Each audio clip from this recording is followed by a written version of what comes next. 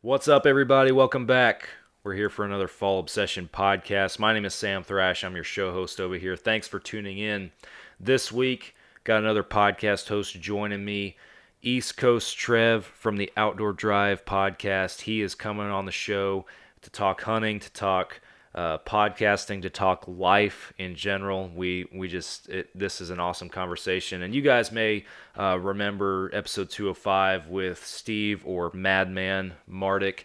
He's also a co-host of the Outdoor Drive podcast. These two guys make a whole in that podcasting room and everything over there.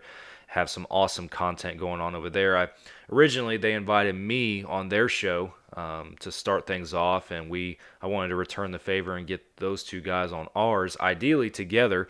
But as we talk about in this episode, as we talked about with Steve, recording schedules, personal schedules, trying to get three guys all to line up, it wasn't working out too good. So we ended up having them on the show separately on our end, and it worked out really good. We got to dive deep into some unique perspectives with both of them, see a little bit behind the curtain of the Outdoor Drive podcast, and then just talk hunting in the outdoors with both these guys. And this conversation with Trev is really awesome. I really enjoyed it. I love connecting with other like-minded hunters and outdoorsmen in the hunting and outdoor space.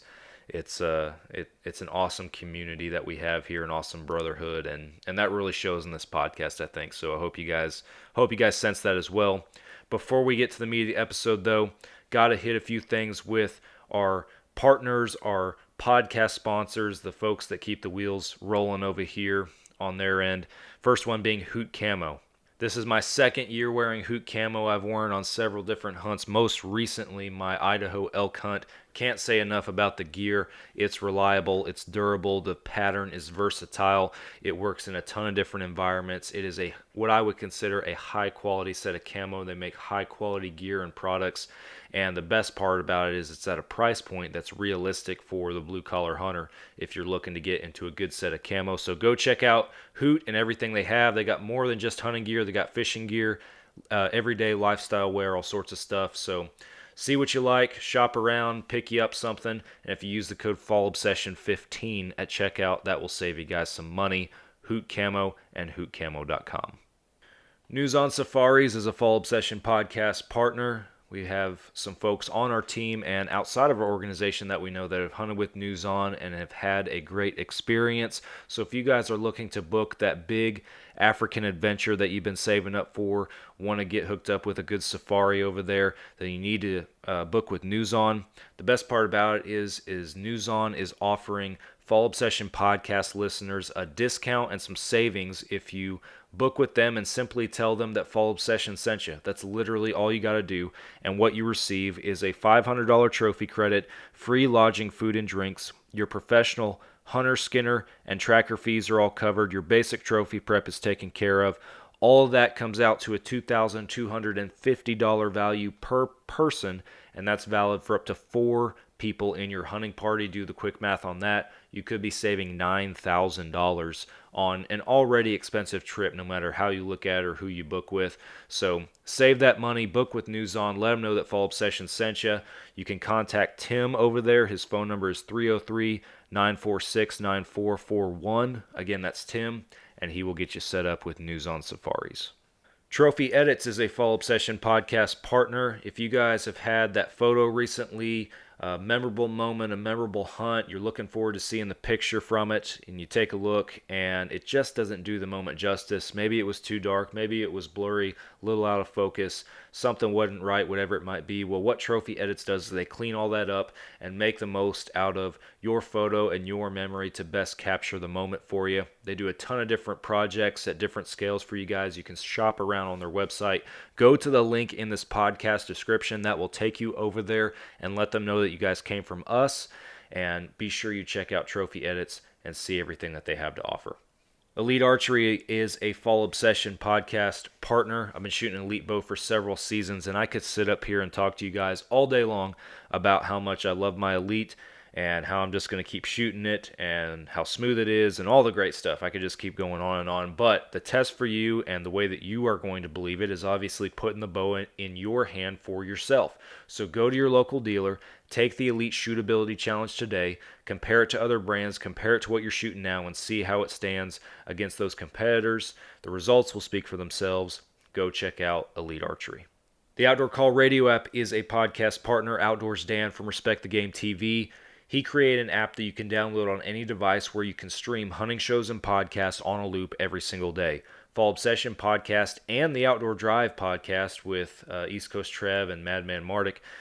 Both of our shows stream on that podcast and show loop on Mondays, the same day as our Fall Obsession new publication day, as well as tons of other hunting shows and podcasts that you all know and love throughout the week. So go download the Outdoor Call Radio app today. It is free. You can start streaming immediately. Follow Outdoors Dan and the Outdoor Call Radio on social media as well, because their live radio show broadcasts they do throughout the week, they share on those social media pages. So go check them out and go download the Outdoor Call Radio app. Last but not least, Ridge Rock Hunt Company is a podcast partner. Derek Eves is the man over there in Mississippi, and if you are looking to book a North American hunt with a vetted and trusted outfitter, then you need to give Derek a call. He'll work with you on all the details. Find something that works for you. Go check out Ridge Rock Hunt Company. Finally, thank you guys for listening to another Fall Obsession podcast. If you have not already, be sure you hit that follow or subscribe button, whatever they have up there for you on whatever platform you're listening on. We always appreciate it. Turn those notifications on. That way you get notified if that's an option whenever we drop a new episode or a new podcast. Go check out the YouTube channel. We put tons of new episodes on there every week. We have some recently, some new Midwest Mindset episodes on there. We got some Texas Dirt episodes coming up. And then the big one that's coming up is going to be the Idaho elk film that we have in the editing room right now. We also have some other films coming your way, from a Sitka deer hunt, a New York whitetail hunt. We got a ton of different projects that we're working on right now. We want you guys to see that stuff as soon as it comes out, and that's going to be on the YouTube channel. So go subscribe if you have not already. If you like watching the podcast videos, those are also shared on our YouTube channel. Go to fallobsession.com. That's a website. You guys can shop around on there, pick you up a hat or a shirt, support a small-time hunting brand, and as well as see all of our content and everything that we have that filters through that website. We've had, for example, a ton of recent educational articles on whitetail hunting that have been posted under our written publications section of the website. So go check those out. And be sure you take a look at our shows that are streaming on Carbon TV. This podcast streams on there, as well as our staff-inspired video podcast series, Couch Chats, and the two shows that I just mentioned, Midwest Mindset and Texas Dirt. Those are our two hunting shows that are on Carbon TV. Go check them out. See all they have to offer. We always appreciate you guys hitting that share button and getting this content out there to all your friends and hunting buddies. So be sure you do that on social media as well. With that, I'm done rambling. We're heading on over to the episode and our conversation with East Coast Trev from the Outdoor Drive podcast. You guys are listening to another Fall Obsession podcast. You got her, dude. She's down. Let's go. Dude, I just shot a deer of a lifetime. Freaking smoked him. One with nature, and if you're a believer, one with God. Definitely gets your heart pumping. Boy, you are in trouble. Fall Obsession Podcast. What's happening, guys? Welcome back to another Fall Obsession Podcast. I'm Sam, and I am joined by East Coast Trev from the Outdoor Drive podcast. Welcome to Fall Obsession Podcast, man. Hey, thanks for having me, Sam.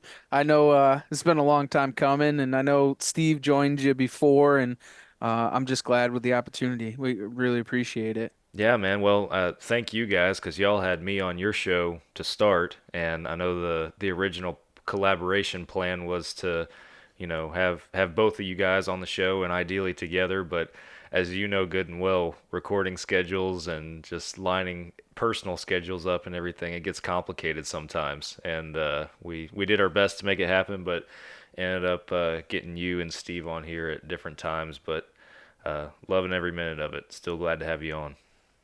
Yeah, nothing worse than that, right? Well, but it's always a good thing too because now you get the best of both worlds. You get two episodes and then you get two different people, two different outlooks. So it actually is can be a good thing, right? Yeah, exactly. Yeah, I feel like I owe y'all another one because y'all have given me two.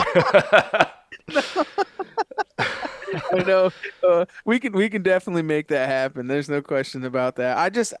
Honestly, the big thing for me is just I love podcasting with other podcasters and like-minded people Yeah, because the thing is like the conversation always flows. There's good conversation. We can also talk about different things, right? Like it's not always deer tactics and this. We can talk about life. We can talk about everything across the board. I mean, I'll talk deer all you want. I'll talk whatever. I'll talk anything, fishing, whatever.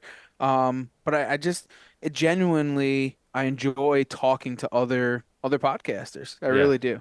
They get it, they understand it, and the flow goes a little bit better, I think, honestly. I think it does too. Very, very relatable for sure. And man, on that note, and to kind of get into everything, all the stuff you just hit on, like podcasting, deer hunting, all that. I want to hit that at some point during this podcast with you and talk about some of that. And hunting season's here. We chatted just for a moment about that before we even hit record. But like a lot of things, I want to save it for the podcast because I hate to. There's so many times, man, that I get on here with somebody and we just start chatting and everything. I'm like, man, I should have already been hitting record on this. Like, this is good, you know. Yep. But Yep. to anyway, to take us into it, man, just for people who might have not listened to your show or anything, just introduce yourself and tell us, who you are, what you do, where you come from, all that good jazz. Yeah, so I'm East Coast Trev. That's a self-proclaimed name. Uh, I, when I had started podcasting, oh man, it's been quite some time. Probably close to 8 years now. Maybe yeah, about that. Um, I was like, I need a name. I was hanging out with a ton of really cool killers, and they all had names, right? The modern assassin and all these other dudes that I kind of was hanging out with and going to different shows and doing things and filming with and whatnot. And I'm like, I need a name. And so I kind of came up with it, but then it was kind of given to me at the same thing, and it just kind of took. But anyways. I'm here in north in the in New England, Okay. the Northeast. So I'm from Connecticut, and how it all had kind of really started for me was I had a bow hunting forum that I was part of, and um, you know we that's how it all started, and then the forum kind of died with time. There's still some that kind of are around. The camaraderie in them is way better than any type of social media that there is because it's more of a brotherhood and stuff, and that's kind of was super important to me. And then with social media, Facebook, Instagram, those things kind of die, and there wasn't much of it. So I had met another gentleman who was like, dude, you really need a podcast, man. Like, you got, that kind of like swagger or whatever. And I'm like, yeah, all right, cool, dude. Whatever you say. I'm like, I don't even know what a podcast was. At the time, there was probably one hunting podcast, to be honest. Right. And I'm like, okay, I'm all set. And a couple years later, I reached back out to him because you could see the numbers just diminishing on the forum side, but I still wanted to be part of something and kind of just kind of that brotherhood and talking and spreading wealth and knowledge throughout the local area. And because I think there's a lot of things that need to be touched on or talked about or kind of brought to the front lines, the political side of it, the conservation side of it. So that's kind of where we had started East Coast bow hunting. And then that's where it ties into East Coast Trev and so on and so forth. Gotcha. So we did that for oh man, over 300 episodes. Wow. Uh, and then it kind of dwindled out. The guy that I had done the podcast with, we could do a whole nother podcast on that, but we separated our ways and we still had the listenership there. And I was like, well, we got to do something and reach out to a couple of guys, and we started the outdoor drive.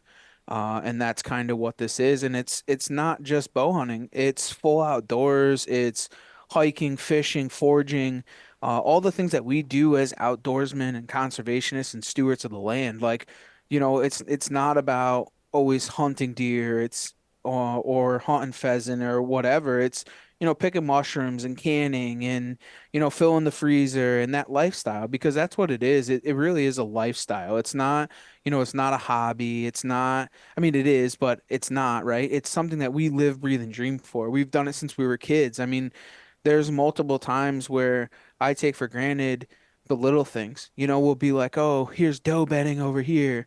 Well, how did you determine that? We just been around it our whole lives. And it's just something that we've been ate up in, and so we wanted to be able to turn it around and share that with everybody, and just common dudes. I mean, like, bro, I ain't nobody special. I go out there, I sit in a tree stand like everybody else. I suck, and sometimes I get lucky and I shoot something. I mean, that's just the way that it goes, man. Just there's 100 trips in the woods before you're successful. There's 100 trips on the water before you're successful. There's 150 miles before you find the right scrape, or you don't see that when it comes to social media, but I'm just like everybody else. I fail. This morning I got up way late. I woke up and I'm like, oh man, get in my truck and I start driving to go hunting, and the sun's coming up, and you forget your release at the truck or whatever the case may be, dude. And to be honest with you, I haven't done this in years, but I straight just sat on the ground. Yeah. I didn't even go to the stand. I got in there. The wind was right. I sat on the back of this hill, dude, and I just literally just had a great hunt. And I just sat there and just watched the squirrels and the deer, and just kind of watched over the property, and it was cool, but I was late, it could have been a horrible hunt. So, just average guys, man, just sharing, our stories and trials and tribulations to be successful. I mean, that's really all it is. And, um, we, at first we were super big into videoing and tons of social media content and all that. But you know what? To be honest with you, we lost a lot of friends along the way. We had a lot of scenarios where this guy wants to join the team, this guy wants to join the team, then it turns into they don't, or they don't have the drive per se. Um, to be part of it. So we've kind of just kicked it back, and it's just a couple of buddies, man, just going out and hunting. If we get a post on social media, we get a post on social media. If we'll never miss a podcast, because that's not going to happen. But Yeah. no matter what it takes to pour the glue on, we're going to make that happen. But as far as social media, we might not make a YouTube video. We might not make a post. Like, it is what it is. We're not going to be hard pressed to kind of search and get for it. We're just gonna just enjoy it and bring Yeah. it back to the family traditions. I think that's one of the most important things, honestly.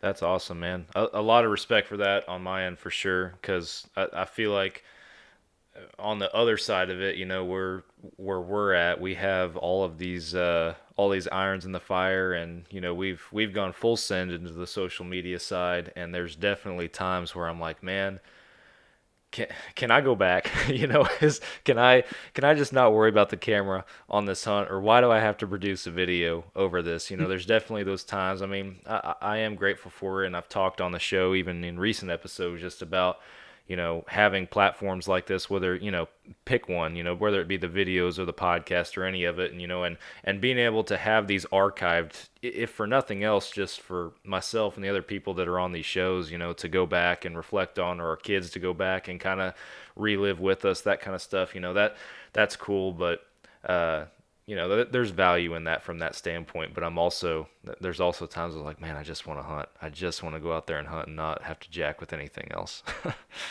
Sam, to be honest with you, man, this is how it all happened for myself and whatnot. Was I would have partners in this whole endeavor, right? And we spend a lot of money to go to shows, go to ATA, go to SHOT Show, go here, go there, do this, do that. And we're spending thousands of dollars and hundreds of dollars to just be able to put a podcast out, right? And the whole thing is, so we would have these partners, and like then it would be an argument, like we didn't do this or we didn't do that. And then, the big thing was I was traveling a ton and filming and trying to really get into the YouTube thing and videoing, and we were working with different TV places and this, that, and the other thing. And I kind of got, and I'll admit it honestly, Sam, is that I literally got this like ego over me that like I'm only gonna shoot giant bucks and I'm gonna do this and I'm gonna, you know what I'm saying? And like it literally, and I'm a pretty, strong-minded person where I'm boisterous. So when I go and we had these, these other gentlemen that were part of the group and they would get upset at me and then it would be a fight and then they would leave and then which is fine, it is what it is, but I'm willing to say that I screwed up and so did they, but I honestly did and because I thought that it was going to be the end all be all, right? And then I took a step back and I was like, you know what? Why are we doing this? Yeah. Why? For what? Like, and I'm not saying this in a negative. I'm just saying this like in a whole scheme is like, why? For what? Like, we're gonna get in an argument with somebody or we're gonna lose a friendship or you're not gonna hunt with your old man as much or your little brother or whatever for what? To film? When I could just inquire that we instead of shooting a 160 we're just going to shoot 110s. But who cares? Because to be honest, we're all going to be in camp. There was a point, I would travel and we would go to deer camp and we were in Ohio and I shot an absolute monster on film. You could go and watch it on YouTube. The next year I went and I shot another big one. And then like the third year, I was there for 2 weeks and I could not get on a big deer. And I was so upset. And I'm like, I'm gonna drive halfway across the state and I'm gonna go find another one because I have another one on camera. So I'm going and I'm leaving. Well, there's four dudes in camp that I'm with. And I left them to go and try and shoot another big deer, but these guys are all part of the outdoor drive.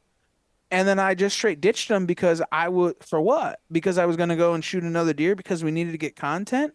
And then after that it transpired and my partner ended up leaving and because we were fighting and arguing because of this, because I was being selfish. And I was like, time out. Why? Why is this happening? Like why? What am I doing? Why am I doing this to myself? And you know what? It is what it is. Now we're just good old buddies. We text, we have fun, we go out, we hunt, we fish, we hang out. If we blow off a Saturday to go goose hunting, so be it. If we blow off a Saturday to go squirrel hunting with our nieces or nephews, so be it. Like it is what it is. Like who cares? We're not going to get rich and famous from this, Right. plain and simple.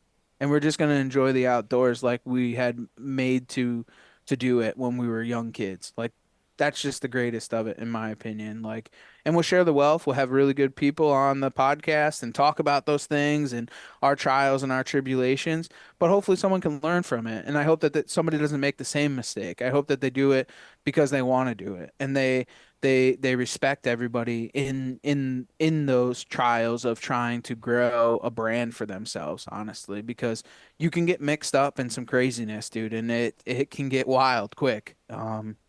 And that's it's just not worth it in my opinion. I know, I'm sorry, I'm getting a little No, emotional, dude, like kind of like going crazy, like uh, definitely it's just true, definitely a stroll down memory lane for you, and then just yeah, opening up and reflection on some stuff, and I appreciate you sharing all that for sure. That's a peek behind the curtain, and you're 100% right. You can't let you can't let it all fog your vision or get in the way of what it's all really about, and the reason that we all truly do it. So, and you got to have, no matter what you do as far as content creation or how involved you are with a channel or podcast, whatever it might be, whatever you're doing, you can't lose the sight of, one, we're all hunters, we're all there to support each other, and two, it's the relationships and the memories that we build with those people when we're out there in the woods and the experiences we have. That's where individuals should find true value. It's not, I mean, it's cool to have a video or, a story on a podcast, around a trip or an experience and stuff, but at the end of the day, that's not the end all be all. That's not why we do it. So, and I think that the podcasts and camps and documenting these things are 100% the most important things oh yeah. because we're going to look back and we're able to share those memories, those hunting videos. There's not a day that goes by that I don't have a camera with me in a tree or a GoPro, or I'm always filming and I'm always documenting all of these things because there's nothing better than going through your hard drive and watching a hunt. Yeah. Like there's nothing better than that. Or in the off season, going and watching, with your buddies. We do a lot of stuff local too. We do a lot of turkey hunting seminars, and we do a lot of group gatherings, and we do a lot of local shows with people locally. But we do one of the things that we do is we just started Birds and Brews, and what it is it's um at a local distillery. A good friend of ours who is from Real Outdoors TV, Matt Weddish, probably he's been in this game since day one. He was like one of the first turkey hunting YouTubers, and so we started this Birds and Brews, and it's just a seminar of all of us come together. We'll talk about turkey hunting, how to get on turkey, so on and so forth here in the Northeast. But the big thing that we do is we go through all of our raw footage from the Nice. previous year. So it's kind of fun because all of our turkey footage, we release it at this Birds and Brews. And then if somebody else wants to add their footage, we pop their SD card in and we go through it. And mind you, there'll be 50 people there.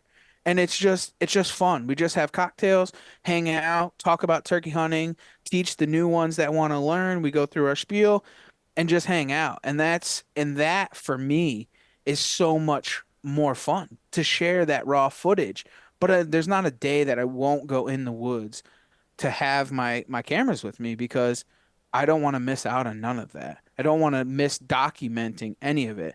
It's just them putting it up and using it for certain things that I won't do. You know Yeah. what I'm saying? Yeah. Like or I'm not in a rush to do it Yeah. like I was before.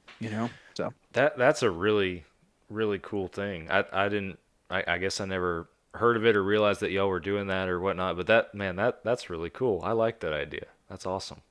I think that a lot of the things for me is that it's been lost, right? Like, Yeah.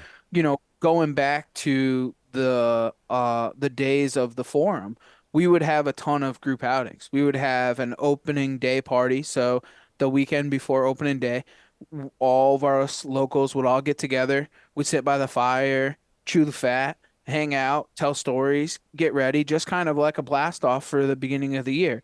It was the same as one of the reasons that Steve had invented Tales from the Tailgate because we had missed out on the hanging pole, and we would all be there with all the old guys going through Polaroids. Like those type of things aren't they're missed. Like there's nothing that they don't do it. Everything is all ate up in social media, and we have to bring it back to the community. Like a lot of hands-on, a lot of my friends that I've made over the years have all because we've shooken hands at shows, or we've shooken hands at seminars or group outings or whatever, and just being part of that local community, which is super important. And I think it's something that's lost with this whole social media thing because people don't do it no more. Like they get their rocks off with just watching and talking through social media. And I think there's two with that. It's a double-edged sword, to be honest with you, because and that's the great thing of podcasts.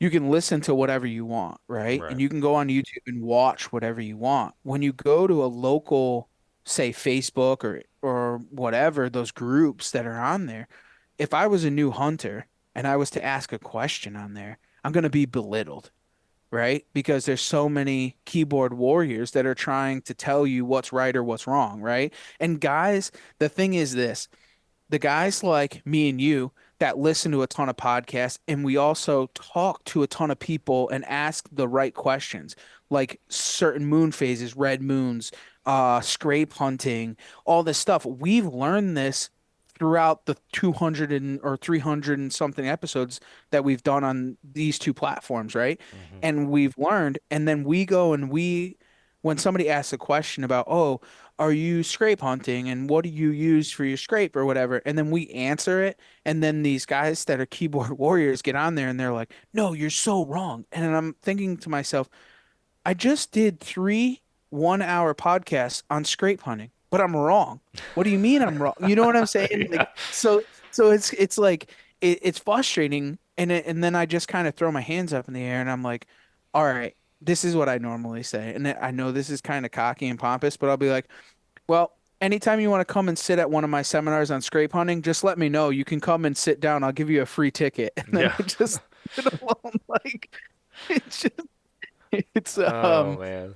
it's frustrating. It's frustrating because there's a lot of new people out there that need a certain amount of attention, right? Because there's so many avenues for them to be able to go on and learn from on YouTube, on podcasts, but sometimes they just need to sit down and be and have a handshake and actually have a full-on conversation with somebody Yeah. because of some of the things that are going on social media. Yeah. No, Sorry, I I went on a rant that no, you're good, means man. nothing, but Rant away on this show.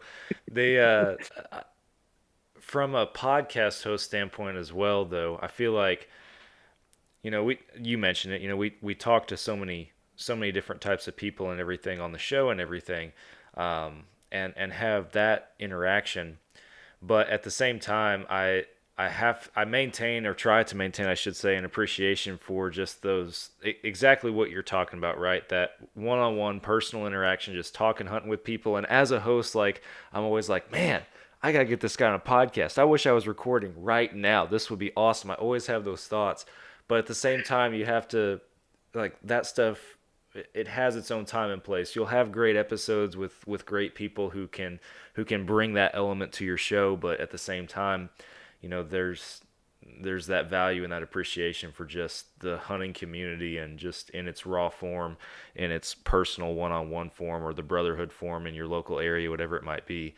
And when you mentioned this, you briefly mentioned like recording podcasts in camp and everything. That made me think of this. You'll appreciate this as a show host, because I just had this Idaho elk hunt that I went on way in the back country. And the last evening there in camp, I told the guys, I was like, hey, I want to record a podcast with y'all, like in elk camp here around the fire. So we did hmm that, and by now we've all gotten pretty comfortable with one another. There's a lot of jokes, a lot of cracking up and everything between everybody, and I'm thinking, man, this is gonna be a great episode. The second you hit record, myself and 3 other guys, these other 3 have never recorded a podcast in their life. They're all sitting there like statues, perfectly silent. We were laughing and cutting up, 90 seconds before. And I'm just like, man, where was the lightheartedness? Where was the joshing around and everything? Like that's what I want to capture and everything. But there's just some of it that, in my opinion, you'll never be able to capture. At least with certain crowds and stuff. But once you hit the record button, I feel as if like there is definitely this point if somebody has never podcasted before, they get like kind of nervous, right? yeah, And you hit the record button and the same thing, statue, and you're like, "Oh, you were just telling jokes for the past 45 minutes. What do you mean? Like you just literally just got tight-lipped because we're recording? Like you're just like, uh stop oh, that." I'm gonna have to work a little harder now. Yeah. It's funny because so Madman when he had joined us, um, and he's been a blessing, dude. He's probably that's my best friend, Yeah, hands down. Like I'll call him for anything. He makes fun of me so much because life kind of takes you in these crazy avenues, and it'll be Saturday morning on a cold front, and he'll be like, "You in the woods?" I'm like, "No, bro, I'm apple picking." And he's like, "What? You're apple picking?" And I'm like, "Yes, dude, I'm apple picking." So this morning I texted him and I was like, "Hey man, are you out? Are you out in the woods?" And I'm like, "Yeah." I don't know. He says, "Yeah," and he goes, Where are you going this early in the morning?" I said, "I'm hunting." He goes, "You're not picking pumpkins to carve pumpkins this weekend," but he's he's he's truly one of my best friends and a godsend when it comes to the outdoor drive. I mean, it was he holds this thing together. Like we are a match made in heaven. I love that dude like a brother. I Yeah. mean, we have our ins and our outs, but we stick through it through the thick and thin. Um, but when he had started with us, he was just a listener. I mean, he was literally a listener. He would come to events. He used to shoot at the same local archery shop that I did. He needed a buck measured. We measured a buck for him, and he would always spitball ideas. Hey man, we should do this. Hey man, you should do that. Hey dude, you should do that. So we used to call him the manager. And so when everything kind of gone down and I didn't have anybody to do this with, I had asked him, I'm like, bro, you want to do a podcast? And the same thing. When he got on, he's like, uh, and didn't know what to say.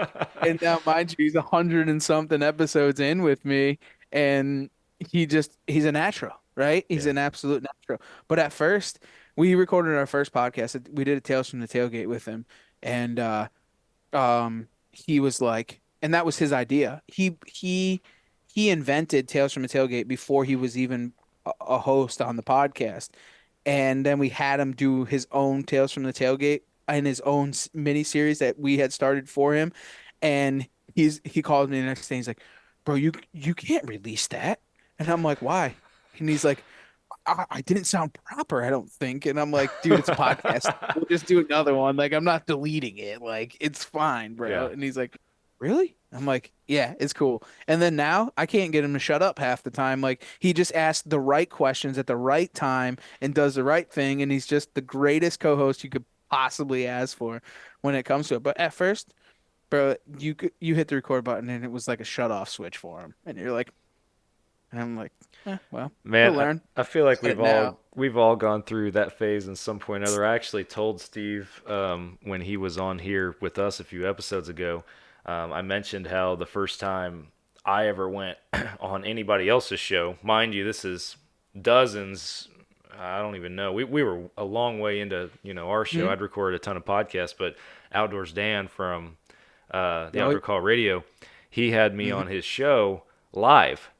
And hmm I felt the same way. I was like, "Oh my gosh, there's no editing room, there's no nothing. Like what I say is out there as soon as I say it." So, we've all kind of been in that boat from one perspective to the other. I feel like early on in our show, we were just convinced that not enough people were listening, that we weren't too worried about it. Oh man.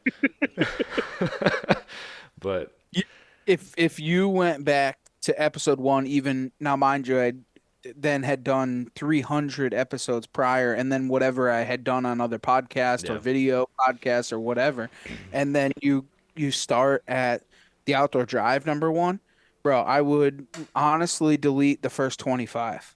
No, Like they're probably the just same. Yeah. just like, and we had already done 300. So, and then we started, and then now, those first 25, I would delete them. I would literally delete them, but it shows the evolution of you as a human being Yeah. and you as a professional, right? Like going through all of that, and you just laugh at it and you go, this is really where I came from, and Yeah. this is where I really am today. Like today, you normally people are like, dude, this dude needs medication. He needs to shut up. Like he talks.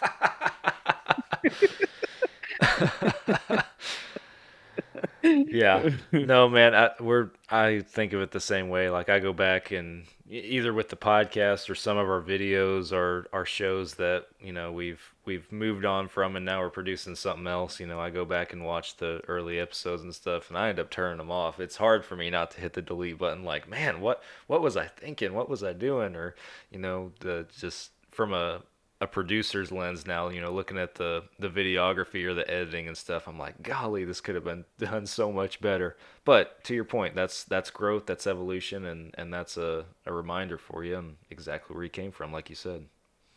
And for us, it's raw, real, Yeah. and that's what we strive for is raw and real. I mean, it is. These are the things that we do. I mean, I have tons of turkey hunts. I mean, turkey hunt because turkey hunt is easy to film, right? It's one of my favorites. I've always been a turkey hunter since I was a young kid. Eastern turkeys here in the mountains, it's just easy. And I don't say that confident. I say that confidently. I'm not saying that cocky. There's just a lot of turkeys, and turkey hunting is one of those sports that we get after. But they're easy to film, and we have a ton of them. And you look back on them and I'm like, dude, that's the worst turkey hunt I've ever filmed in my life. But it was the funnest one, and you guys will all love it. So it is what it is. You know what I'm Yeah. saying? Like, there's a film we had uh a guy come and film with us for quite some time here, cinematic filming, whatever. And I killed a turkey with my bow with a fan on the front. So I reaped this thing at 7 yards and we filmed it. It looked like we filmed it with a phone. Like it was the worst thing ever because we didn't bring in the big camera because we had to cross a swamp to get in there. We brought the little just like AX-43 in there and it looks like crap because he's so far away from me zoomed in because he didn't want to mess anything up. And but it was one of my favorite videos and it's real. There's times there's some older ones from 7, 8 years ago. I shot a Jake with my bow and I lost it, dude. I started crying right on camera, dude, because it was one of those hunts that I had been through so much in the season trying to get it done. My goal was to shoot a so I'll just to kind of wrap this all up. We can shoot at the time we could shoot 5 birds total. We could shoot 2 on public and 3 on private. So my goal was to shoot all 5 birds with a bow in one season. And I was being a little cocky and a little pompous, and I said, I'm gonna shoot them with a bow from the ground, no blind. Dude, after calling in and not being able to draw on, or you shoot and you hit a bird and you lose it, now I'm into it for like 4 birds. I should have already been tagged out on private land, and I shoot a Jake and I just lost it, bro. I'm crying. Like I'm just like the emotions just took over me and they just like seeped out of me. And it was just the most raw hunt I've ever filmed. Yeah. And it was real. You know what I'm saying? And it really meant something to me. And I watch those hunts all the time. To kind of just take you back. You did all this like, this crazy cinematic. You got a GoPro over here, so when they come in, then you cut to this, and it's me drawn back behind a tree. It's stupid, but it's great film. It really is great film. Yeah. No, I have a few select films or podcasts or whatever that I go back and relive.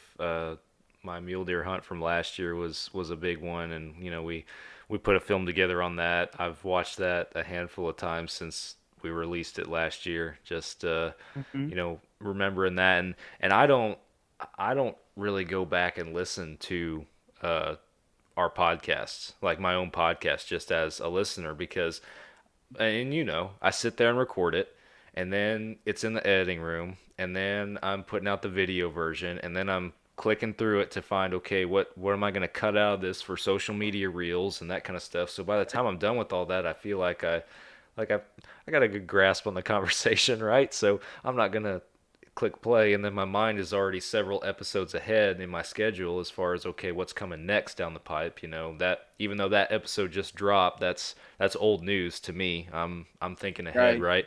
So, but my mule deer hunt, and we have 3 episodes of our podcast that were recorded around that adventure and that experience, and I have gone back and listened to those multiple times, recording in camp with the guys that you're with, and I feel like I'm there again, just listening to me. Like we recorded an episode 7 hours after I shot that mule deer buck. Like everything is fresh on everybody's mind, and you can feel it when you listen to that podcast.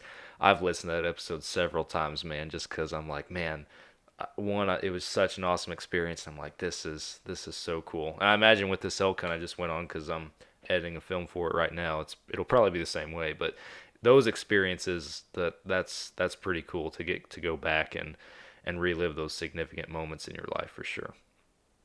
I think that they're super cool also to like if you have friends or family or guys sitting in camp and you're all just chit-chatting or whatever. I always have a laptop with me and we always just go through and watch old YouTube videos, of old hunts and we talk about them and the same thing, listen to old podcasts. I mean, it's just fun. And I honestly I would, you know I would push anybody to go and do it. Anybody go and Yeah. film. It is so cool to go back and watch those memories.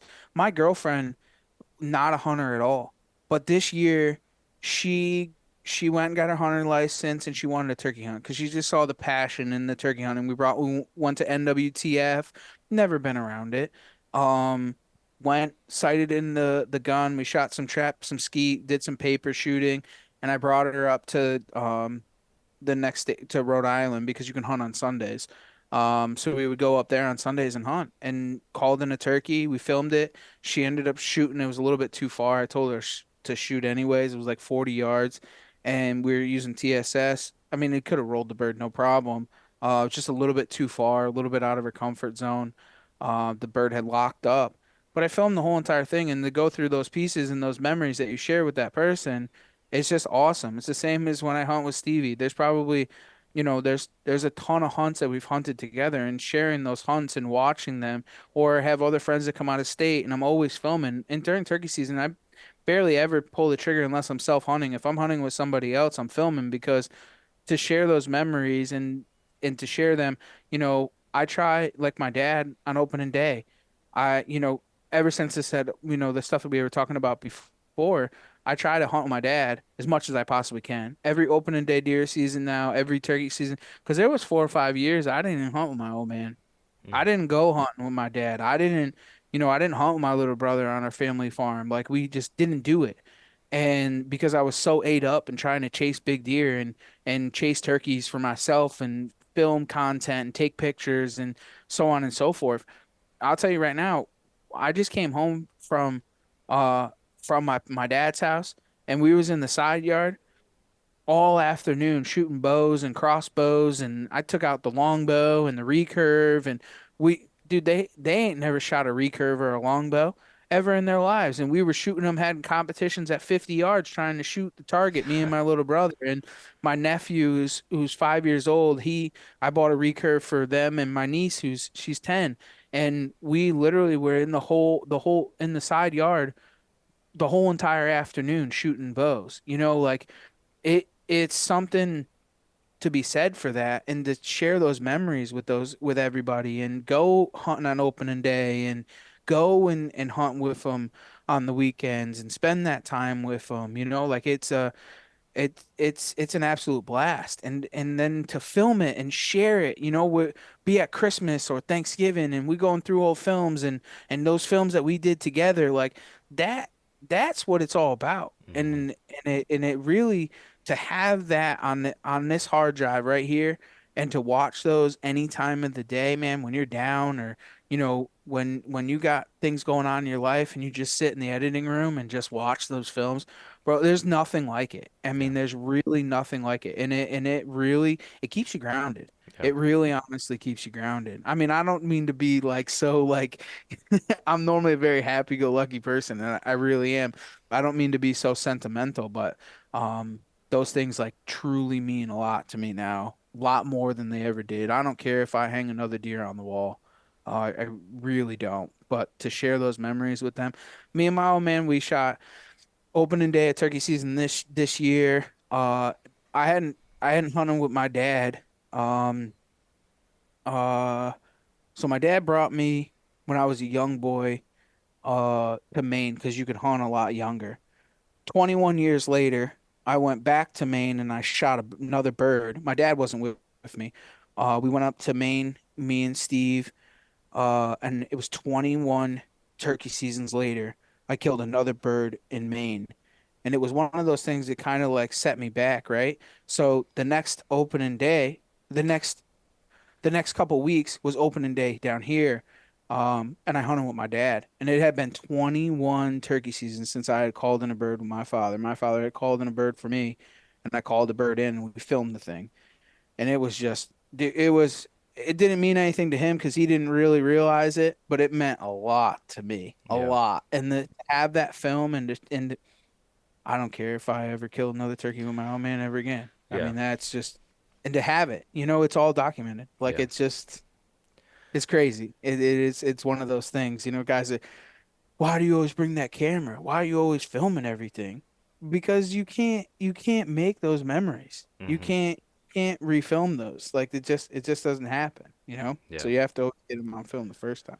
No, some people don't realize that, and even like this elk hunt I just went on, I told those guys, I was like, hey, it might feel weird, but like camera's gonna be going the whole time because I want to capture this experience for all of us, and I want to share it and everything. And man, those guys, I'll give them all the credit. They jumped on board pretty quick, and they started filming everything, just even if it was just with their cell phones. They were capturing footage. Like, hey, if you can use it, use it. If not, don't. And like, hey, man, that's awesome. But man, you got to be sentimental with it to a point because like I have a relatively, I feel like, a similar experience because like I grew up as a kid hunting with my dad and everything, and then pretty much as soon as I became a teenager with a driver's license, right, and could go out there whenever I wanted to, it was Mhm. like I was hunting by myself all the time. And it wasn't until years later that I got to hunt with my dad again.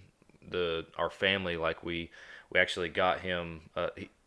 It's a long story, but there was a long period of time where we didn't have access to a place to hunt or anything like that. So Mhm. the family like chipped in, and it wasn't like the crazy stupid whitetails or anything like that, but it was a hunt with a semi-guided hunt, in this place in Central Texas and everything. And that was the first time in years that I actually got to go and hunt with him and sit in a blind with him and everything. I filmed everything, and he shot a stud of a buck on that hunt, which was even better. But that's when it kind of reconnected with me, and I was like, man, I need to spend more time doing this, and need to value this time a little bit more. And then fast forward to today, this is now year number 4 consecutive that we've been back on the same hunting land together. It's the same place that we produce our Texas Dirt series on and everything. And yeah, I film everything out there. We produce a show out there, but I'm hunting with my dad again. I'm sharing deer camp with my dad again and everything. And I think about it, it's like, well, this won't be forever. And right now it's a really exciting time for me, a really unique period because my son this year is just now old enough to actually start getting excited about it and wanting to go. So now it's like, okay, now we got 3 generations going out there at Mhm. the same time together. So this is even better. So I can relate in my own unique way to that, I feel like. It's crazy, honestly, because it's the same thing here. Like we have our family dirt that we've been hunting forever, and my dad, on that property, not a very big property, couple stands. My dad has his one tree stand. He goes to the same tree stand no matter what the wind is. It doesn't matter any day of the week. You know what I'm saying? Kills plenty of deer. I mean, it's not a question by any means. But I got sick and tired of going to that same stand on any given wind. We didn't care if it was cold, you just added 2 layers, whatever the case may Yep. be, right? You didn't care about the wind. And then I got into mobile hunting. And I would like once in a while, I'd go and hunt the family farm or whatever. They would call and I'd come and drag deer, right? And then because I was mobile hunting and I'm hunting winds and I'm hunting downsides of bedding and scrapes and this, that, and the other thing. And then I would go and hunt with these guys. Now I go hunt there all the time now because I don't care. Yeah. It can't I have to kind of wind it back though because I can't get upset because I'm like, oh, the wind, it's northwest right into the bedding. But I don't it is what it is. If I see a deer, good. If I shoot a deer, great. If I don't really care. I'm out there hunting with those guys. But my dad shot a nice animal the other day. And he called. It's Thursday. We were about to record a podcast. Of course, I don't hunt on Thursdays because we record podcasts on Thursdays. And I get a text message and it's a bloody arrow. And I'm like, no, you didn't. And he's like, yeah. I'm like, how's the blood? He's like, real good. I'm like, how good? How long ago did you shoot it? He's like 15 minutes ago. I go back down to the truck. I'm on my way. So I show up there. My dad's there with his best friend, and then my brother shows up 15 or 20 minutes later. We go up there, we get the deer, and we drag it back down. I said, "All right, I gotta go, guys. We're going to podcast. I'll see you later." But I went there, and he texted me, "Hey, thanks for helping me come drag deer." I'm like, "What am I gonna do? Leave you out there on your own? Like, this is what it's all about." And my nephew was there. We took pictures, all of us. It's just you can't change that, dude. You'll never get that back, and I'll Yeah. never miss it. Like it's just it's fun. He was the one that taught me everything that I know, and it's just what we do. It's in our blood, man. And Yeah. we just have to stick with it and share those memories. And now you have your little one that's gonna go and hunt with you, and hopefully he never loses sight of hunting with dad. Like Yeah. it's what it's all about, man. The great outdoors, there's really nothing better than spending it with other people. Like we kind of, deer hunting is a one man sport, right? Because you kind of get ate up in what you're doing. But there's still times, we would pheasant hunt every Saturday morning. I mean, it was just what it was all about. We go squirrel hunting, we go rabbit hunting, we go whatever, and everybody was together and laughing and joking and telling jokes and killing things and filling freezers and grills and whatever else. But that's really what it's all about. And when you lose sight of that, it's really not worth it no more. I promise you, there's nothing on that side that's good. Yeah. No, I couldn't agree more, man. It's funny. My dad and I joke about it because, looking back at when I was a kid and everything, of course, like he would take me hunting. He would drop me off at my stand in the Jeep. He would cook. He would set up camp. He would do all these things. And now it's like the roles have flip-flopped, He's in his late 60s and it's like, well, now I'm the one that drops him off at his stand. I cook breakfast back at camp, and I do all these things. It was funny. There was a hunt last year that me and my son were on our way out there, and we had gotten delayed or something. So our plan was to be there in time for the evening hunt, but we got delayed, so we weren't even going to be there till like right at dark. But my dad got out there in time to go hunt, and that evening we're 5 minutes from camp, and he texts me. He's like, "Yeah, I shot a doe, and it's almost dark." It's like, all right, well, we'll drop our stuff at the camper real quick, and then we'll drive down there and help you out. So we did that, and by the time we got down there, he had found the doe and kind of dragged her back to another area, a more open area, I should say. He's like, yeah, he met me at the road. He's like, I dragged her out, but you can help me gut her and drag her up to the truck. That'd be great. Sure. So we walk out there, and I go out there and I gut her out real quick and everything. And I'm doing all the cutting. Back in the day, he would do all the cutting and I would hold the leg. Now he's holding the leg and I'm doing all the cutting. And he looks at me. He's like, "Where'd you learn to do this so fast?" I said, "From you. You're the one that taught me." But it's funny because everything comes full circle, and yeah, wouldn't trade it for the world for sure. But No, it's well, not worth trading it for the world. no, not at all. Well, I wanna talk a little bit of hunting with you before we run out of time for our podcast and everything because it is November at the time that this podcast is coming out. We're recording late October. By the time it'll probably be November before we release. But Yeah. um, what's it looking like in the Northeast? Because when I talked to Steve, he gave me some insight just into some unique characteristics about the like geographically where you guys hunt and everything like that and stuff. But man, it's getting down to that time where guys are getting really excited for deer season and everything and what it has to offer. What are things looking like in your neck of the woods right now? So, I mean, obviously things are starting to heat up. And we're starting to see that chasing. The scrapes are starting to open up, and we're big time scrape hunters. That's the way, when you're hunting big woods, you're looking for, you know, pinch points, rut funnels, stuff like that you would in other big woods. But scrapes are super huge. And we hunt the living daylights out of them, and now it's starting to get into those rut funnels and finding that sign there. The big thing right now, honestly, is we have a bumper crop of acorns, and it makes it hard. Yeah. Like early season is tough. If you're not on that food source, you are not seeing deer, and you could see the switch. Like when you're on them, and then they eat them all out and they're going to a different one. Now you got to go above and beyond to try and find them again. But it's about to get ugly here where those all day sits start to happen this last week of October, first week of November, and those bucks are starting to daylight and kind of get things going. It's right around the corner, man. This is those cold fronts in the end of October, beginning of November. It's about to get stupid. Oh yeah. We're already starting to see that the chasing of does. There's already snow up north. Like it's Wow.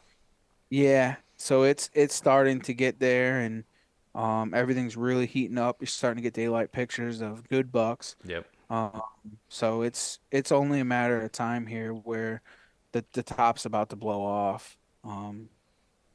I'm really looking forward to it. Yeah. Like melting into a tree for 12 hours. Like Let's it's gonna be go. That yeah. that's awesome. Yeah, I'm excited too.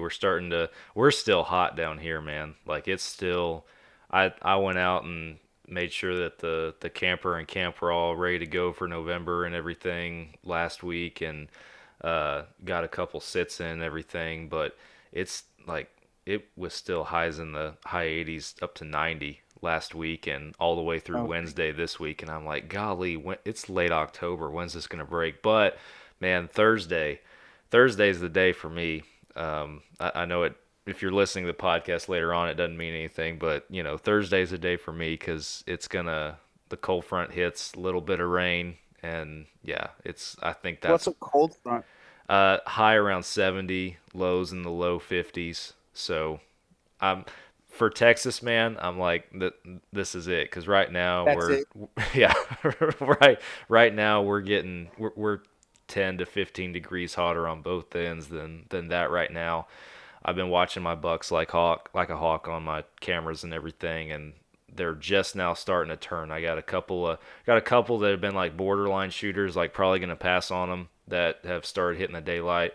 My my top two target bucks have been in 100% nocturnal this whole time. And our production director here at Fall Obsession, Nick, he and his dad hunt out at the same place that me and my dad do. And he sent me a picture this morning. Actually, I have a stand that's 300 yards from camp because my dad and I were like, every time we leave camp to go hunt, we always see deer.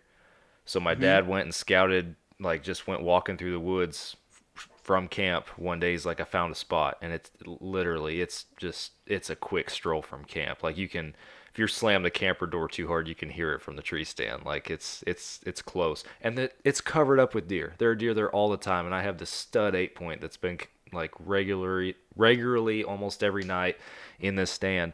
So I've been watching him. I'm like, okay, I can either shoot him or I got this other stud 8 point on the south side I could shoot. Like I'm watching both these bucks, and this morning Nick sends me a trail cam video from his stand that's right down the road of that 8 point at like 10:30 in the morning, just strolling through. I'm like, well, he's now Hmm. I got to start paying attention to some other stands because he's shifting his pattern up. He's changing his routine and changing where he goes. So getting ready to play that cat and mouse game with some of these bucks because I'm all about hunting, and we do this to fill the freezer and everything, but we're on this property long term, and I am also trying to be somewhat smart, and I want to kill a mature deer with my bow. I don't just want to shoot a young buck just to for the sake of shooting a buck. I don't call it trophy hunting, but I'm trying to be management minded with this property that we're working with. But And I'm in agreement with you. Like I'm a huge, advocate for hunting mature animals. Like you know what I'm saying? Like I don't go out of my way to shoot a young deer. I mean, if it's November 20th and things have gone weird throughout rut, I mean, anything's about to happen. But right, I mean, I'm down to kill a deer. But hunting mature deer, I'm still a big mature deer hunter.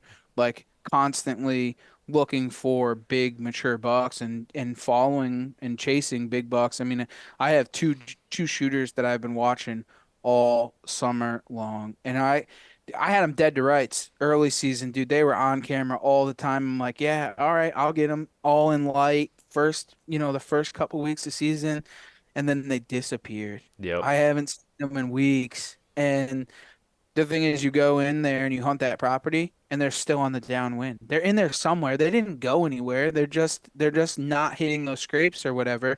And then they come cruising through at 9:30 yesterday morning, and I'm like, you got to be kidding me. I was like, I'm not gonna go there tomorrow. Like, 9:30, one of them shows up on one of the scrapes, and you're like, oh. That's pain. That's pain. That That's real pain. that's the curse of cell cams, man. Your bad decisions are known way sooner.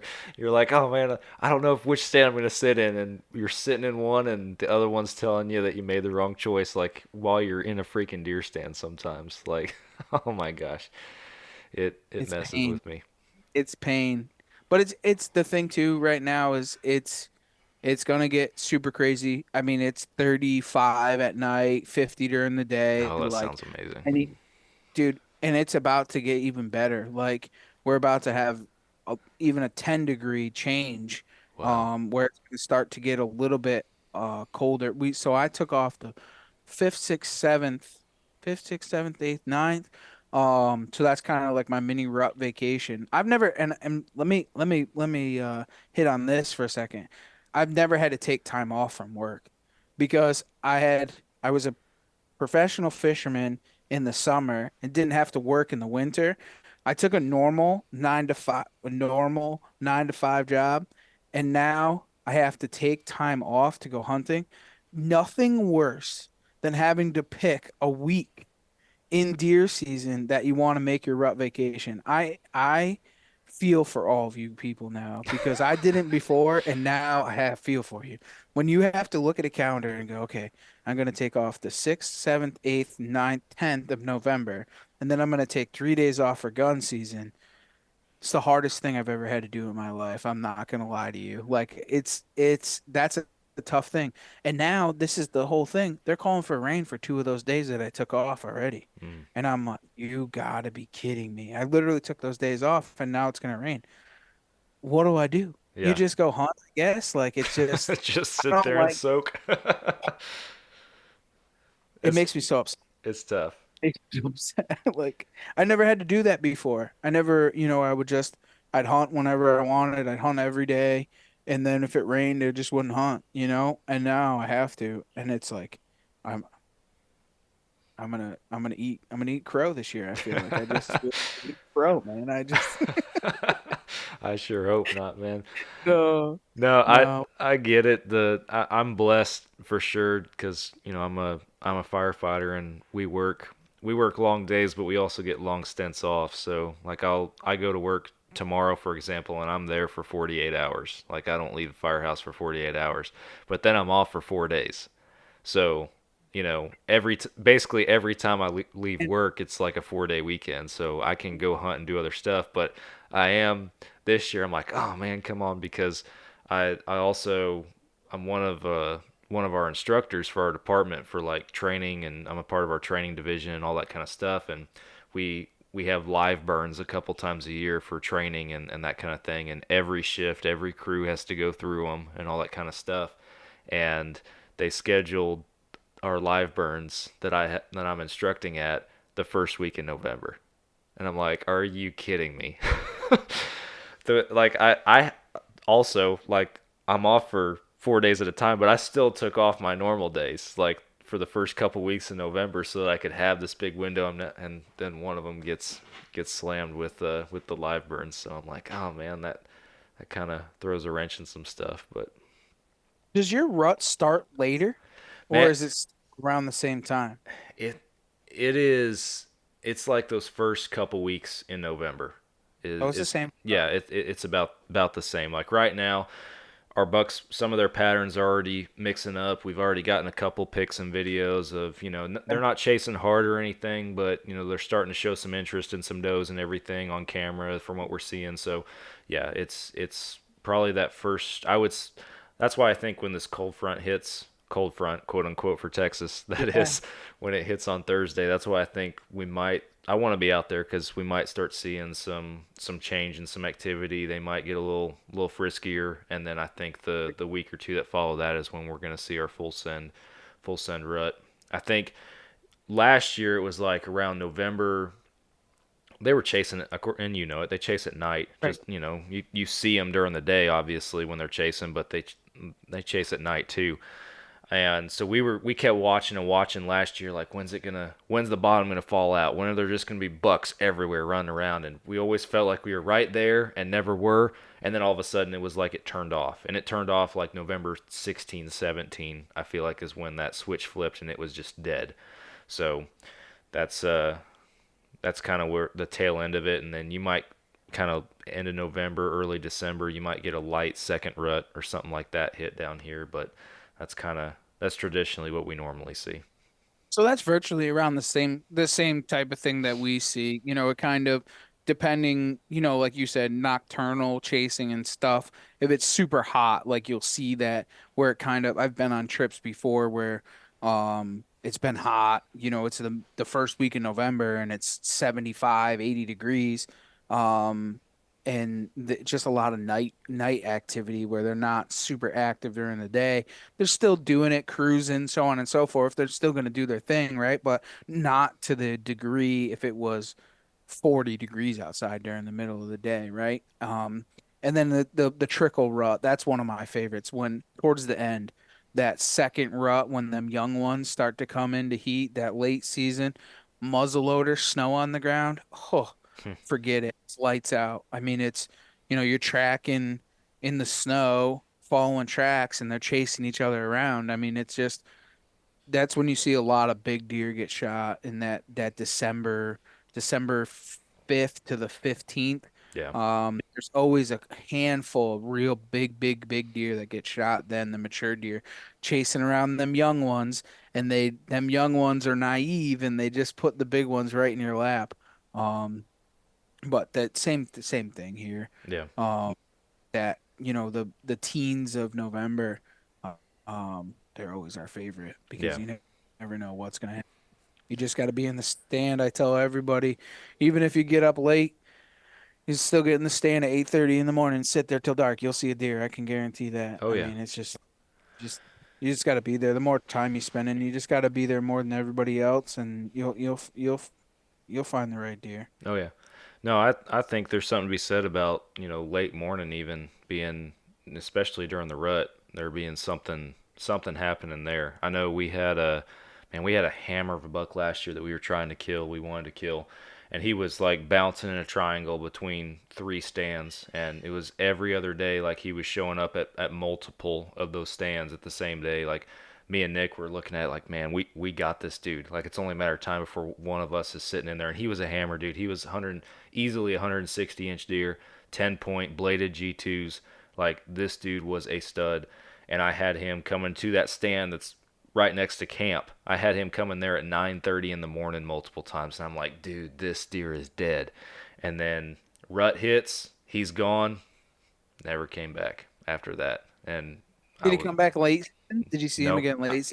No. The last pick we had of him was like November. It was before November 10th. Like I have to look, but it was like November 6th or 7th or something like that. Last pick we had of him, and then nothing. Did he show up this year? Nope, he gone. So somebody Really? killed him a really nice buck. That wasn't us. But Oh, I mean, but I bring that up just like absolute hammer of a deer, 9:30 in the morning, like just cruising. we say that here a ton where those 10 to 2, man, 10 a.m. to 2 p.m. like it's a witching hour, to be honest with you. Like it's almost like that last hour of light, but where it's so important, like 10 to 2. And I don't know if it's my personal opinion on it, honestly, is I think that the does are out feeding, they go to bed, and then those mature bucks are running from bedding to bedding to bedding, knowing that those does are in bed at that Hmm. time, that they're not on those feet. So they're cruising from bedding to bedding to bedding, and they're waiting for the does to be bedded down. But that 10 to 2 time, man, so many giant mature bucks get shot between 10 to 2 here in the Yep. Northeast. No questions asked because and I don't know if it's because they're also patterning the hunters and a lot of people leave at that time. But I really honestly think that it's because the does are in bed and then bucks are just cruising from bedding to bedding to bedding. And you see, you get towards those 10, 12. The 11th is always one of those days, right? Veterans Day. And I think me and Steve were talking about the other day. It's because a lot of people, it's a known day for the rut here, because everybody has Veterans Day off. So there's more people in the woods, so it's a good day, right? But Yeah. those days, those where you get a lot of those satellite bucks that sneak in, checking those beddings after they've done what they had to do in other areas, and then they show up here. There was a good friend of ours here. He shot a 186 buck, and same thing. Never seen the deer. Came downside of a bedding, cruising in 1:30 in the afternoon, bro. And he had been there all day, and this buck showed up, and he ended up shooting this buck, and just absolute toad.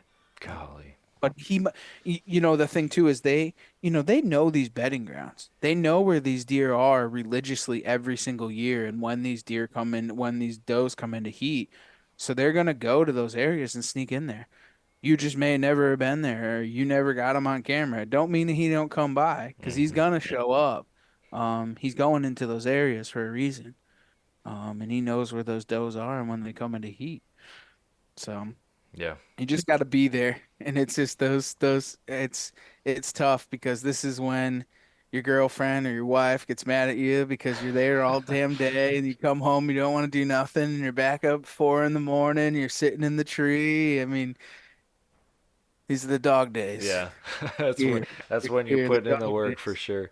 Yeah. Oh, No, my dad's self-employed, so he makes his own schedule. So, and his work is relatively seasonal. So, wintertime he's a lot slower. So he'll spend a lot of time out there, way more time than I do in the woods. So I'm hopeful that he sees something nice this year. It was funny. It was a couple years ago. We went out there, hunted like 3 or 4 days together, left, came back home. Next day I had to go back to work. I'm at the fire station next day. Day after we get home, and he's like, well, he sent me a text. I'm self-employed, so I'm going back out there. And he packed up and went back out there for several days, and I'm sure he killed something. He normally fills some tags. So, but man, I know we're getting close, and I feel like we could sit on here and, and talk about hunting and everything for hours. That's normally how it goes, it seems, which is awesome. But I got a couple questions I want to ask you real quick, just in closing before we wrap it up.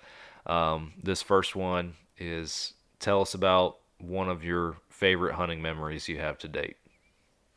um, oh man, that's a toughie, to be honest with you. Um,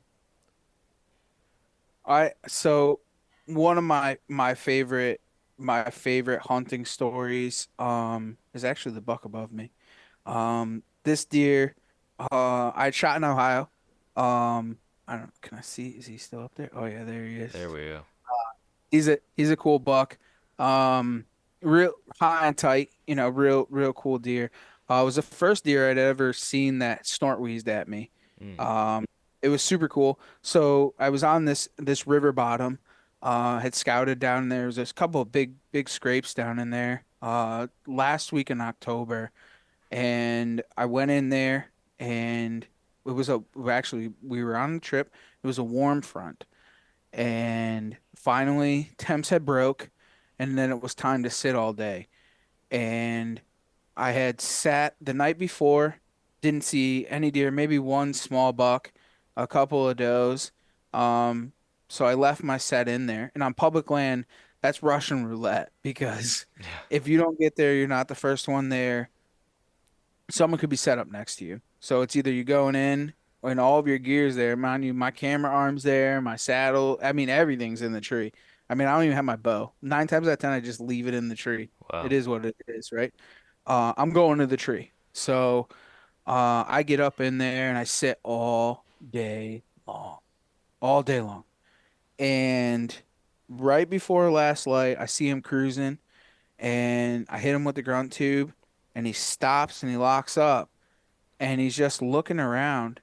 And at this point now, like, adrenaline's starting to go, but I'm on a scrape line. So I know if I get a little aggressive with him, hopefully he's coming in. Right. And so he's sitting there, and dude, it felt like eternity, absolute eternity.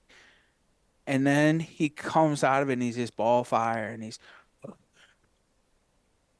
ears pinned back and he's just, and then he scrapes on a tree, messes it all up. I have a scrape 23 yards in front of me. He comes into the scrape, he's making a scrape, quarter into me. I'm gonna try and slip it in, uh, front, the front left shoulder, and he's kind of face towards me. I'm gonna slip it right in there. I go to release the arrow. He drops and turns just a little bit. I hit him a little bit far back. I see the arrow right into him, and he takes off. And I'm like, go down, go down, go down, go down, go down. Because I know it's a smoker shot, like dead to rights. I'm like, he's dead, dead. And I had hit him a little bit further back after reviewing footage. So I'm out there with a really good friend of mine, a kid that I had grown up with. His name is also Steve. He's one of my best friends. He's like a little brother to me. He come out to Ohio, and hunted with me the year before, and I had set him up in one of my best spots, and because he had never been out there before, and I just said to him, I said, "Sit in the tree, bro. Just sit here. Just this is the tree. Just sit here all day." And then by like the second day, he's like, "Dude, I can't sit here no more. I didn't see no deer." I said, "Because you're in the right spot. Just stay right there. I promise you." 2 hours later, he ends up smoking a corker. And anyways, so fast forward, we go back the next year, and I shoot this deer. So I call him. I'm like, "Hey, I just shot a good buck." I says, "I don't know how good the shot is." I said, "Come and pick me up." He's like, "Dude, I'm still hunting." I'm like, "All right, pick me up at dark." So we get back to the trailer, and we're sitting there, and I'm looking through the footage, and I'm like, "Dude, I don't know. It's way worse than I thought it was." So I hit him just a probably what would be a couple inches back, but now mind you, it's right behind the shoulder a little bit now, more instead of in front of the shoulder. Now it's back. So had hit liver, and I'm like, well, I guess I can't go back until the morning. So we get back in there, and it just absolutely opens up. And I went about 150 yards, first bed. He's laying at the top of the hill, looking back down the bed. Thank God that we didn't go in after him. He's sitting at the top of the hill, and he had bedded down on top of the hill, looking back down on the hill. So if we were to come up the hill, we would have jumped him that night. So it's super thankful that we didn't. And he was dead in the first bed. Wow. But it was just fun because I was able to share that hunt with a really good friend of mine, and it's just an absolute awesome deer. He was super cool. And that was that humbling moment where I had killed a couple of big deer there, and I had ate pie and an empty tag the year Hmm. before.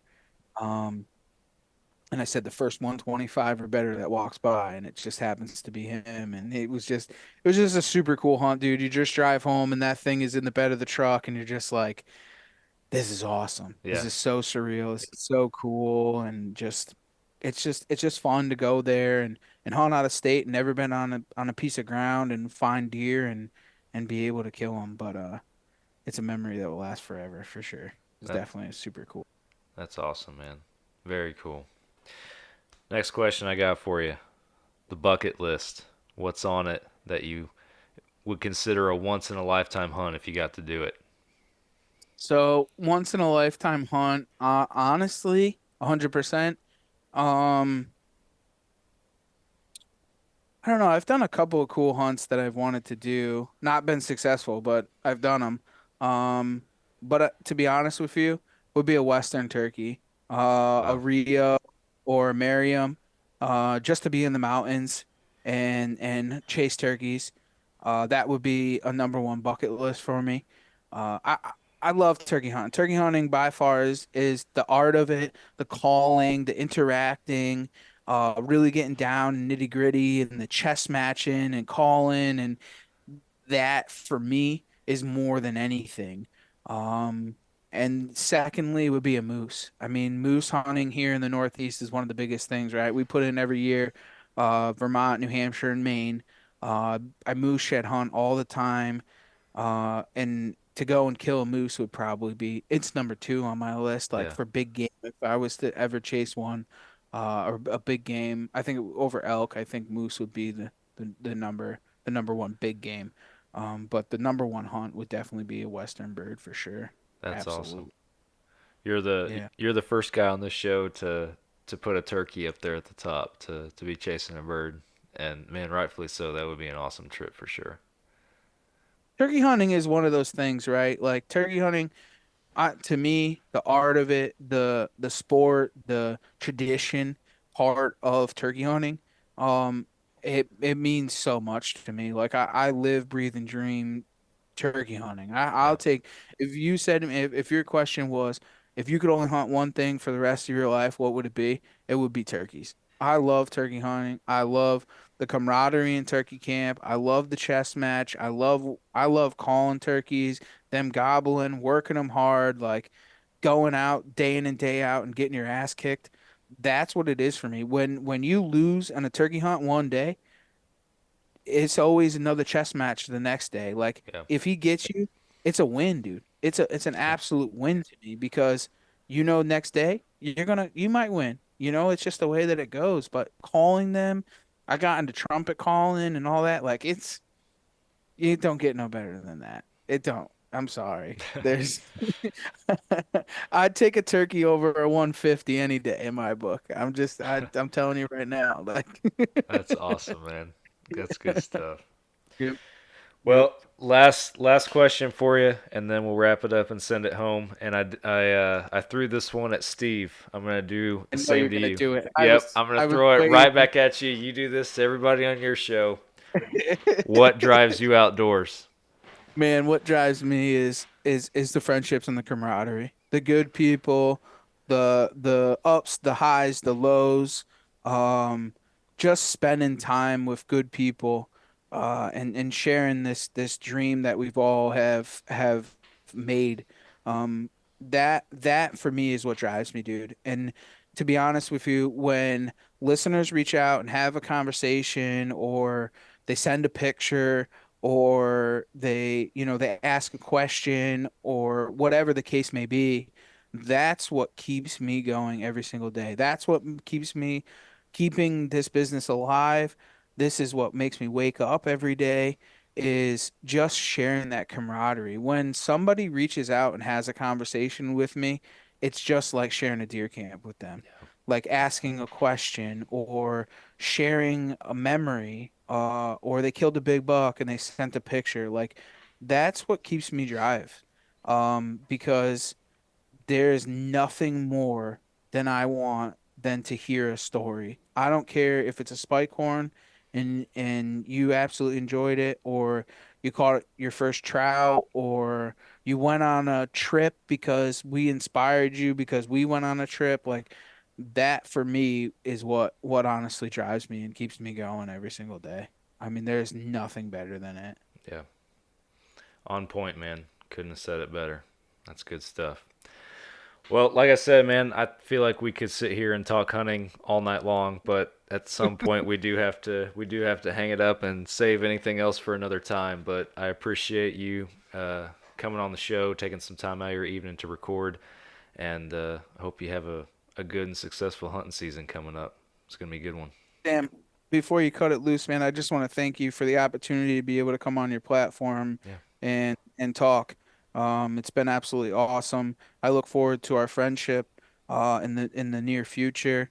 If you ever find your way up here, man, I hope that we can get together, have a beer, and tell some stories or even kill a deer. yeah, But I can't thank you enough, and I'm glad that you were able to come on our platform. You gave me and Steve a platform to come over and just have a chit chat.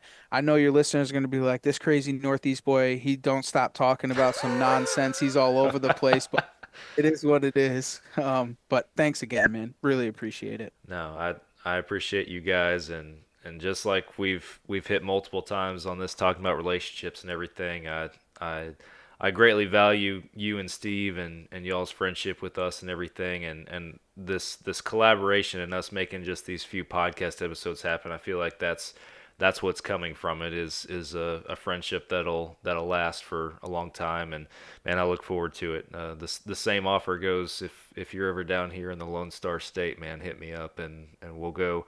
I don't care if it's 112 degrees outside. We'll go shoot some pigs or do something. I've done that before with a guy, so we can make it happen. But Don't tempt me. I'll take a plane ride tomorrow, Sam. So. let's do it. All right, man. Well, thank you very much. We're going to hang it up for our listeners. Appreciate y'all tuning in. I'll be back with you guys again next week for another podcast. Talk to you then.